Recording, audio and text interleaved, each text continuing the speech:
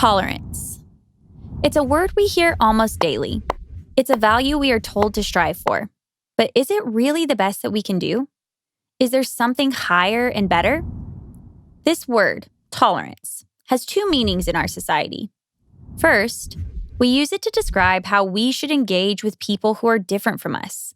But if you think about it, saying I will tolerate you isn't that nice at all. Many times, it means I'll put up with you, but I really don't like you. I will merely tolerate you.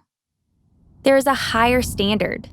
We know the golden rule, do to others as you would want them to do to you. This higher standard calls us to love everyone, even those who disagree with us, including those who think they are our enemies. The second meaning of tolerance is its use in law. In England and early colonial America, tolerance was introduced in the aftermath of the deadly practice of persecuting those of different faiths. The Toleration Acts of William and Mary in 1688 allowed for, well, as the name implies, religious toleration. But religious dissenters weren't allowed to disagree on matters of their choice.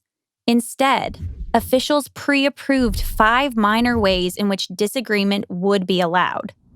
Toleration meant that you could differ a little, but not much. Around the time of the American Revolution, a new, better standard became more and more prominent. It was called religious liberty. You are no longer subject to laws that would judge the legitimacy of your religious beliefs.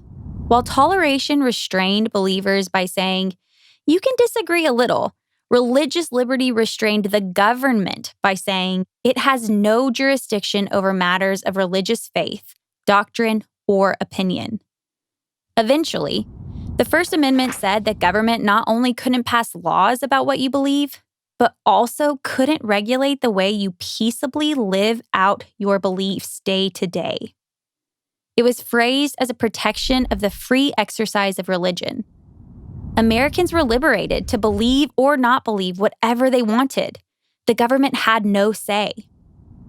Today, it's understood that this higher standard applies to more than religious beliefs. As the U.S. Supreme Court has said, if there is any fixed star in our constitutional constellation, it is that no official, high or petty, can prescribe what shall be orthodox in politics, nationalism, religion, or other matters of belief.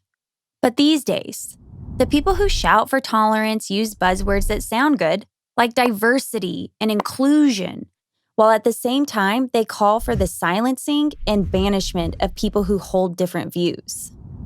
They shout them down on social media, bar them from speaking on campus, and advocate that they lose their jobs. Sure, they want tolerance, the kind practiced in 1688. We can do better than that.